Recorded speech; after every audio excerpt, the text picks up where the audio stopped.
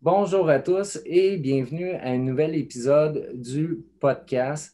Aujourd'hui, nous avons un invité plus que particulier, un invité de la scène internationale.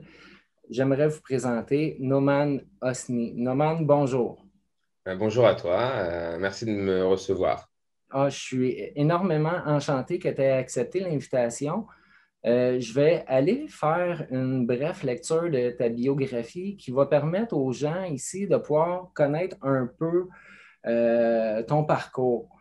Euh, Dans les années 2000, tu t'installes à Genève et tu deviens ensuite chroniqueur sur la chaîne Léman Bleu, puis ensuite animateur sur TSR2, chaîne nationale suisse, pour l'émission Garage Live.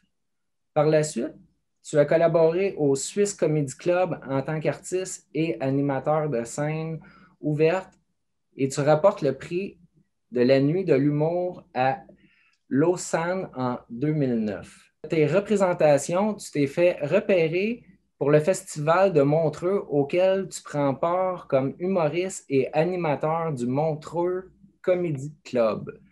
En 2011, tu intègres la troupe du Jamel Comedy Club en faisant aussi partie du Marrakech du Rire. En 2012, tu te lances sur les planches londoniennes en anglais.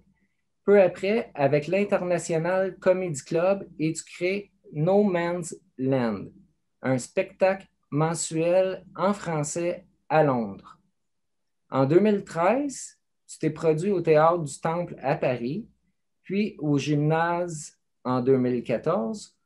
Depuis cette date, tu t'es programmé chaque année au Festival Juste pour rire en été à Montréal. Tu as aussi participé à la saison 4 d'On ne demande qu'à rire.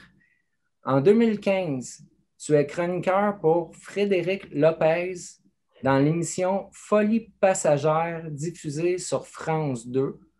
En 2016, au théâtre du Pont Virgule que tu t'installes et tu assures les premières parties des tournées Normand Tavo et Mathieu Madénian dans toute la France.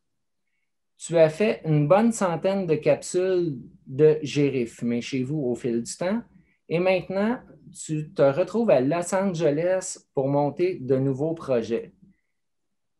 Donc, parle-nous un peu de tes nouveaux projets. Tu as un parcours vraiment wow. Merci, ça m'a fait quelque chose de réécouter ça. Il y avait des choses, ouais, c'est vrai que j'avais pas oublié, mais c'est vrai que c'était loin et ça m'a fait plaisir de repenser à Léman Bleu ou des trucs comme ça en Suisse.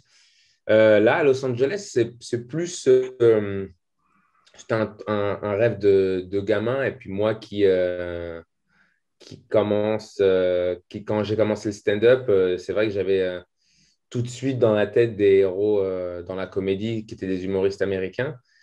Et peut-être que le français, je l'avais déjà dit à l'époque, mais c'était presque comme un entraînement, comme une école.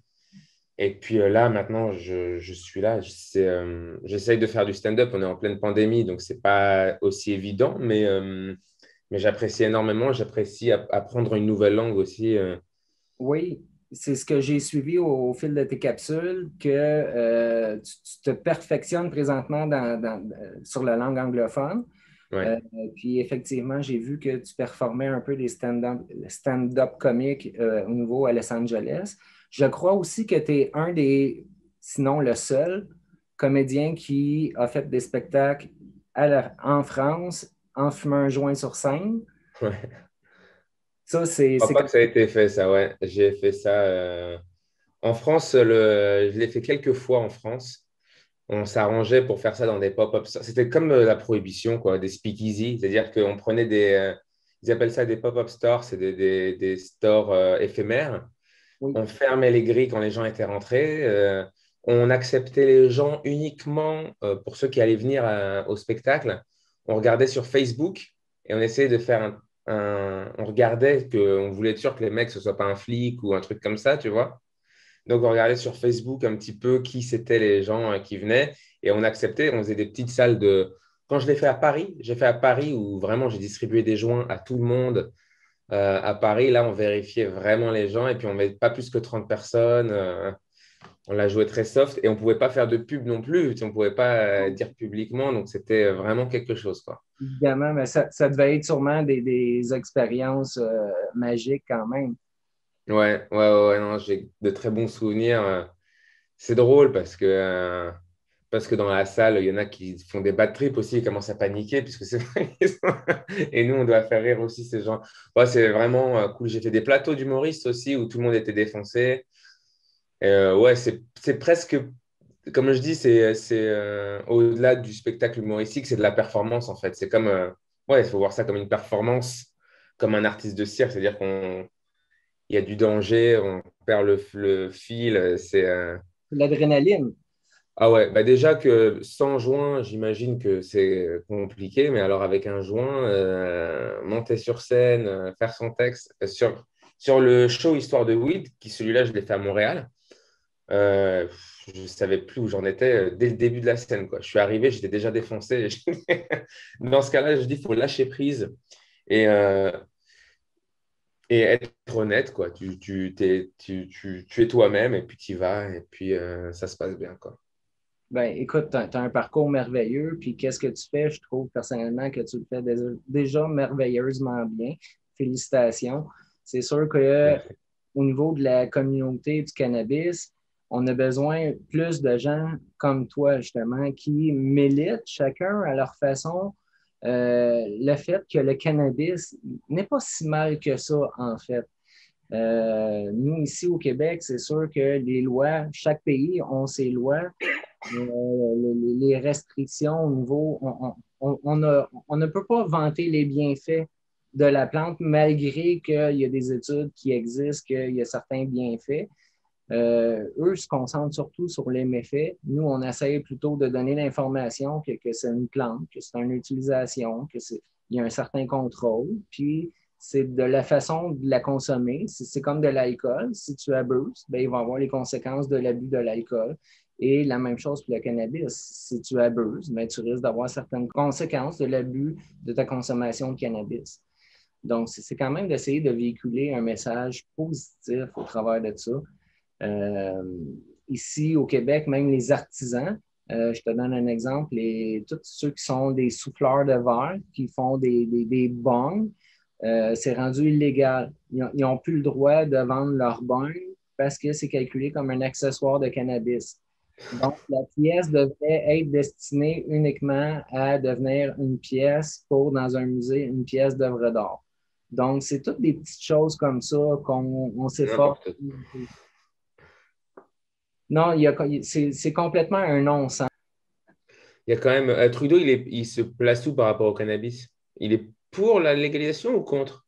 Ah, c'est lui qui a légalisé, mais Bah ici, ouais. au Canada, depuis la légalisation, on a un monopole d'État qui s'est installé.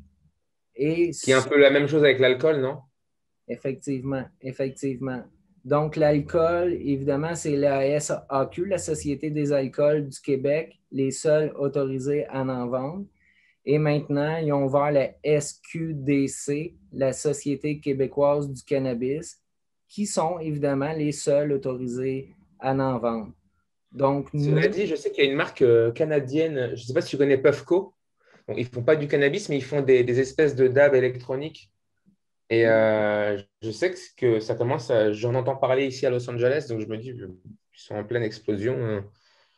malheureusement, ici au Canada, les DAB électroniques ne sont pas encore autorisés pour le moment.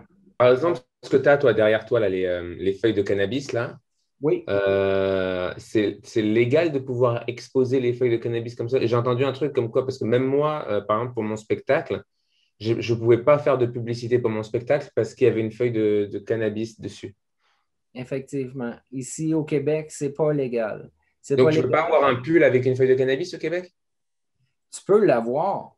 Tu peux l'avoir, mais tu peux pas, comme dans ton cas particulier, tu pourrais l'avoir, mais tu peux pas, mettons, mettre ton visage ou te nommer en tant qu'artiste, que c'est ton chandail avec un logo qui t'appartient, parce que là, c'est là que c'est pas le droit. Tu n'as pas le droit.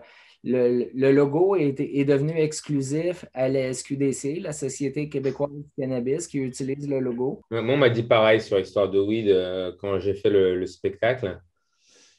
On m'a dit qu'ils appelaient ça les spéciaux. Donc, j'ai appris que c'était des agents, peut-être au Canada, bon, qui allaient venir, que je pourrais plus. Alors, ils m'ont dit que je pourrais plus jamais mettre les pieds au Canada si je faisais ça.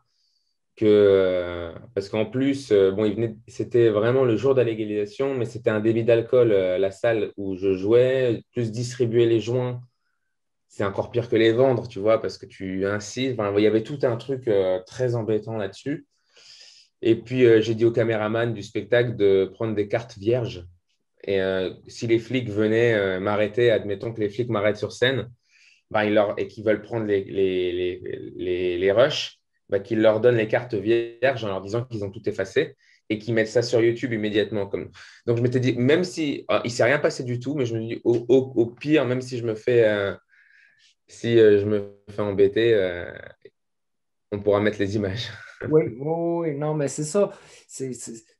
On veut pas, des fois, fait que tu avances, puis sans le vouloir, tu trouves à transgresser certains règlements, certaines lois.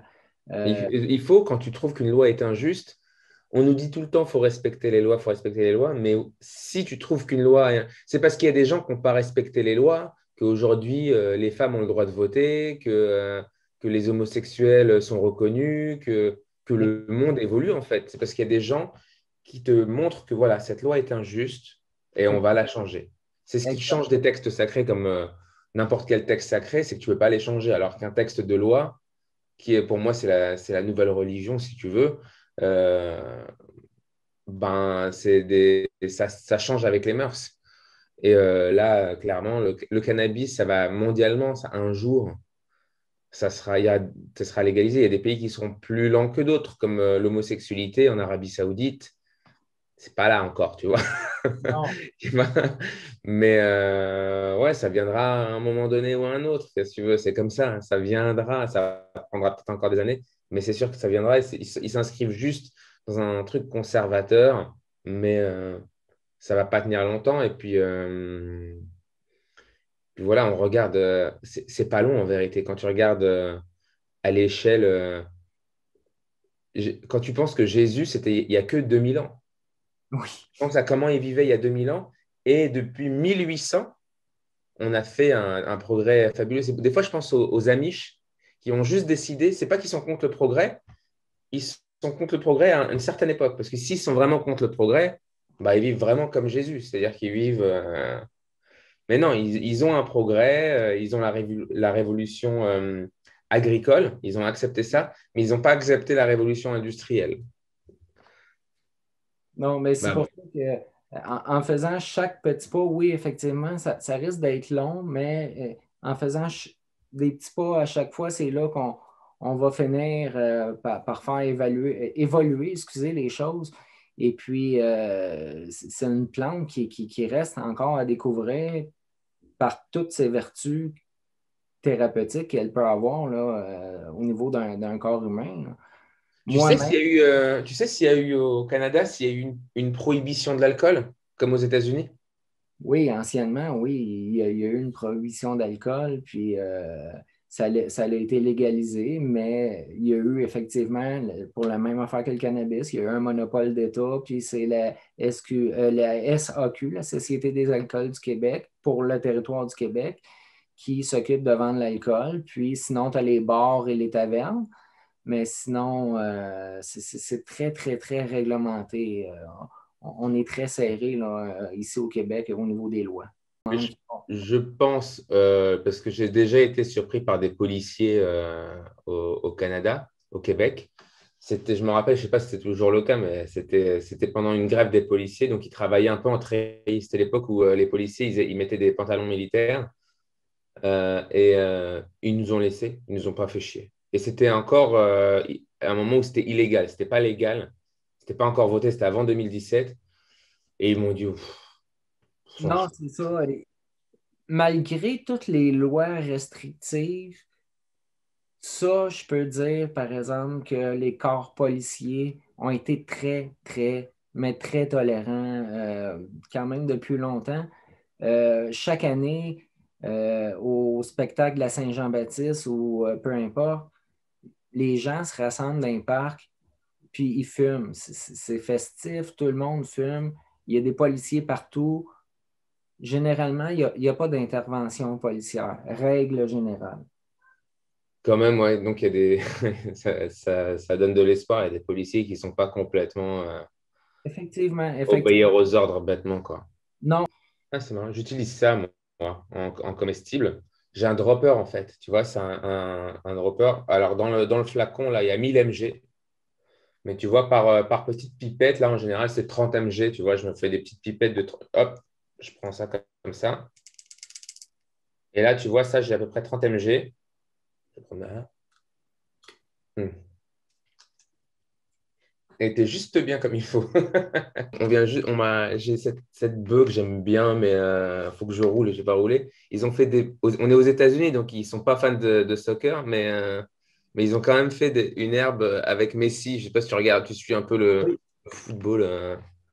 Voilà. Mais sinon, ouais, je fume ça, qui est une extraction que j'apprécie énormément.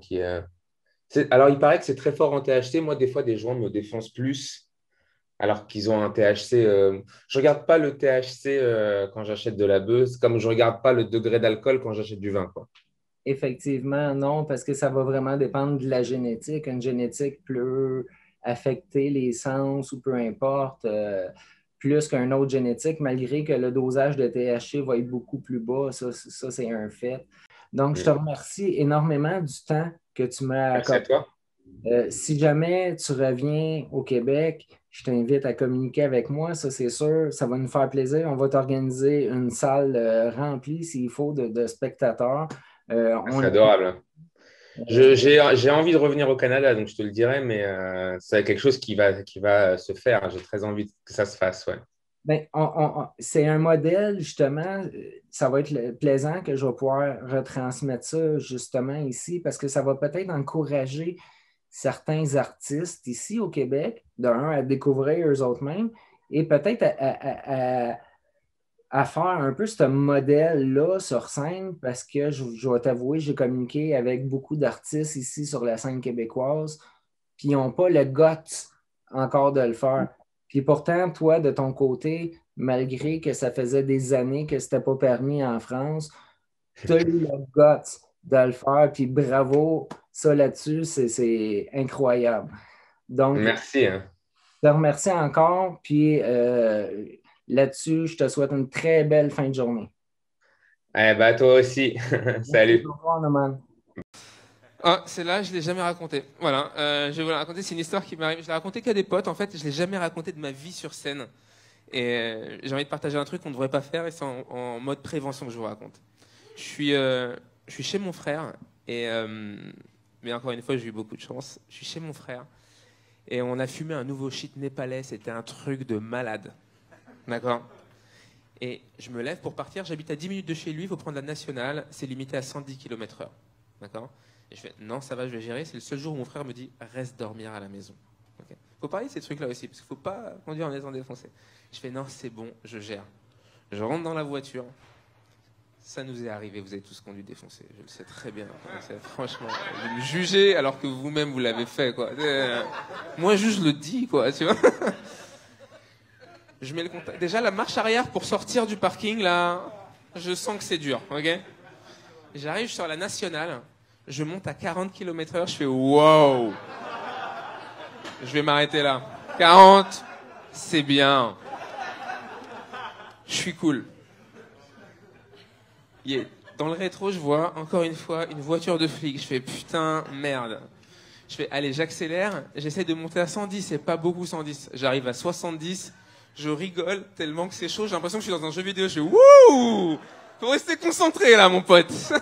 Et je suis à 70. Ça tremble, ok. J'ai l'impression que le truc, on a passé la vitesse de la lumière. Je suis, oh la vache, je suis dans un vaisseau spatial. Là, les flics se mettent à mon niveau, ils roulent à mon niveau à 70. Je fais, putain, regarde-les comme si de rien n'était. Je fais le regard.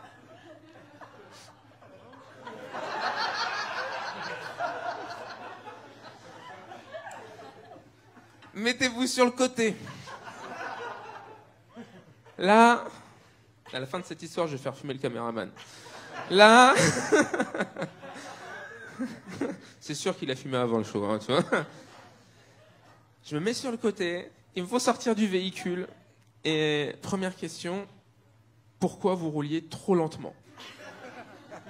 Je réponds texto avec le sourire, comme un ouf. Il y avait du Bob Marley à la radio. J'étais bien. Les flics ont éclaté de rire. Les flics ont tellement éclaté de rire qu'ils m'ont laissé repartir. L'honnêteté, je pense que ça paye si tu mets un peu d'humour. Toujours, tu vois. Et c'est ce que je fais, je kiffe. Je kiffe être honnête avec les gens sur scène. Alors, très important, un autre joint, parce que celui-là est fini. Et vous savez quoi, à la fin du spectacle, on va faire une photo, tous ensemble, et après on va sortir, et puis ceux qui veulent fumer encore avec moi, ouais, vous êtes les bienvenus, on pourra fumer, discuter aussi un petit peu, tu vois. Merci. Bah ouais, j'ai encore des joints pour vous les amis. Et...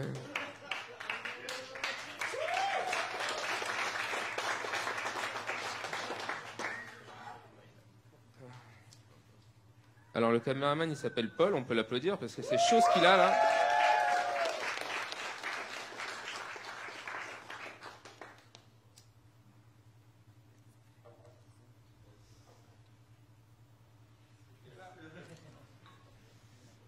Par contre tu files pas de travers après hein.